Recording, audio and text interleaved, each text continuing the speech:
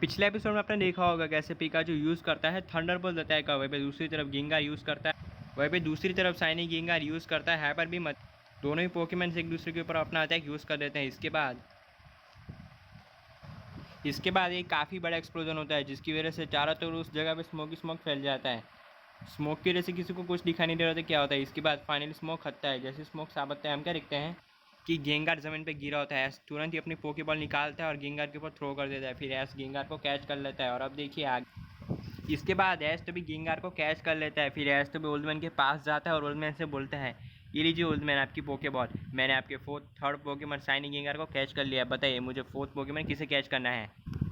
इसके बाद तभी हम ओल्ड मैन को देखते हैं। ओल्ड मैन बोलते हैं कि यस, तुम्हारा जो फोर्थ शाइनी पोकेमॉन होने वाला है वो काफ़ी ज़्यादा स्ट्रॉन्ग होने वाला है, क्योंकि उसको हराना इतना भी आसान नहीं है जितना तुम सोच रहे हो।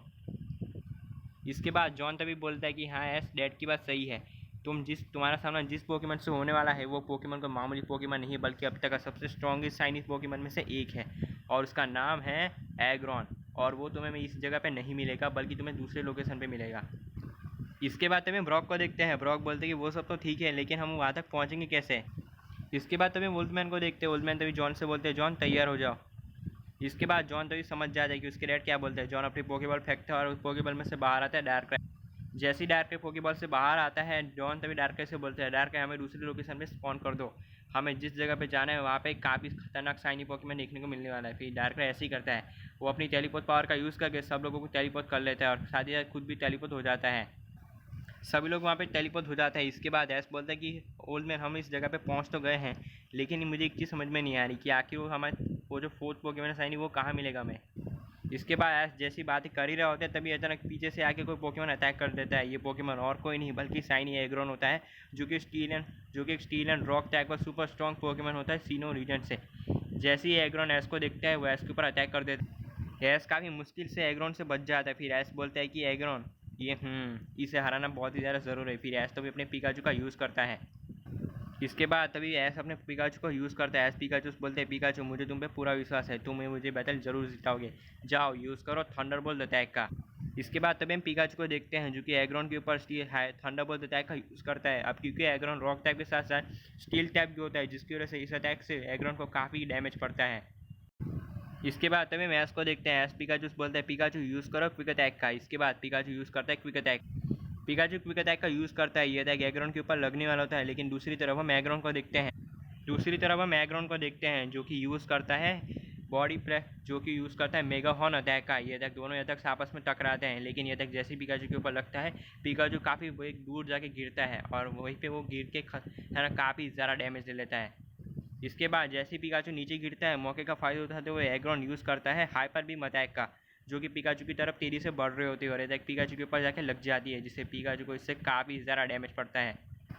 इसके बाद तभी हम एग्रॉन को देखते हैं। एग्रॉन फिर इसके बाद यूज़ करता है फ्लैश कैनन अटैक का। एक पावरफुल स्टील टाइप मूव होता है जो कि सीधा जाके पिकाचू के ऊपर लगता है जिससे पिकाचू को काफ़ी ज़्यादा डैमेज पड़ता है। इसके बाद तभी हम दूसरी तरफ ब्रॉक को देखते हैं जो कि ऐसे बोलता है, ऐसे तुम्हें जल्दी कुछ ना कुछ तो करना होगा, नहीं तो एग्रॉन तुम्हारी पिकाचू को ख़त्म कर देगा, तुम्हें को दूसरा तरीका सोचना होगा एग्रॉन को हराने का। ऐस बोलते हैं वो सब तो ठीक है लेकिन मैं एग्रॉन को हराऊंगा कैसे। ब्रॉक बोलते हैं वो सब है तुम्हें करना है, ऐस हम तुम्हारी मदद नहीं करेंगे। इसके बाद पिकाचू उठ जाता है। जैसे पिकाचू उठता है एग्रॉन दोबारा पिकाचू के ऊपर अटैक कर देता है। वो पिकाचू के ऊपर यूज़ करता है फ्लैश कैनन अटैक का जिससे पिकाचू को दोबारा डैमेज पड़ता है और पिकाचू एक बार फिर से काफ़ी ज़्यादा डैमेज ले लेता है। इसके बाद मौके का फ़ायदा उठाते हुए पिकाचू यूज़ करता है बोल्ट टैकल अटैक का। दोनों ही पोकेमॉन पिकाचू इस अटैक को एग्रॉन के ऊपर यूज़ कर देता है जिससे एग्रॉन को इससे काफ़ी ज़्यादा डैमेज पड़ता है। इसके बाद एग्रॉन यूज़ करता है हायरन टेल अटैक का जो कि पिकाचू के ऊपर जाके लग जाता है जिससे पिकाचू काफ़ी दूर जाके गिरता है और वही पिकाचू ने अब तक काफ़ी ज़्यादा डैमेज ले चुका था। इसके बाद एग्रॉन दोबारा यूज़ करता है ना इसके बाद एग्रॉन यूज़ करता है बॉडी प्रेस अटैक का। इस अटैक को यूज़ करने के लिए एग्रॉन पिकाचू के पास पहुंच जाता है। एग्रॉन काफ़ी ज़्यादा हवा में पहुंच चुका था और इस अटैक को यूज़ करने के लिए पिकाचू के पास पहुंच जाता है और उसके ऊपर इस अटैक को यूज़ कर देता है, जिसकी वजह से पिकाचू ने अब तक काफ़ी ज़्यादा डैमेज ले लिया होता है।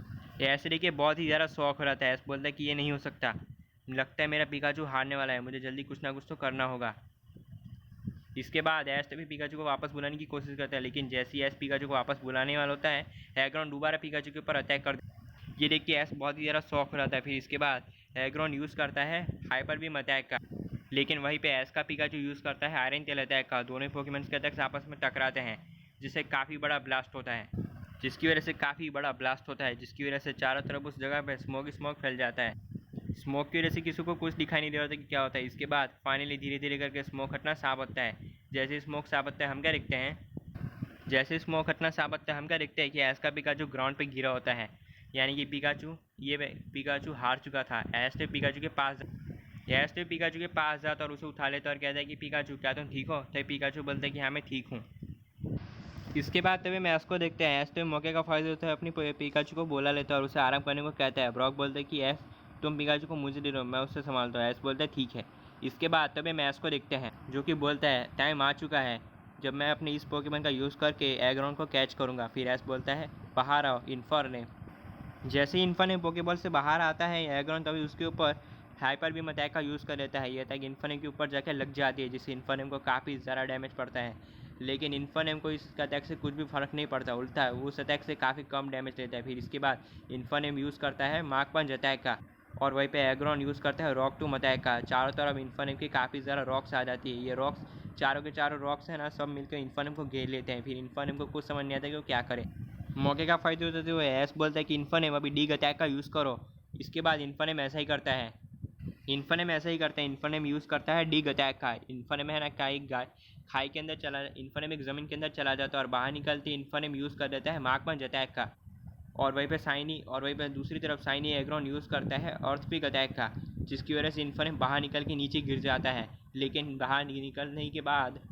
बाहर जैसे इन्फर्नेम नीचे गिरता है, ऐसे इन्फर्नेम से फ्लेयर ब्लेस अटैक यूज़ करने को बोलता है, जो कि सीधा जाके एग्रॉन के ऊपर लगता है, जिससे एग्रॉन को इससे काफ़ी ज़्यादा डैमेज पड़ता है।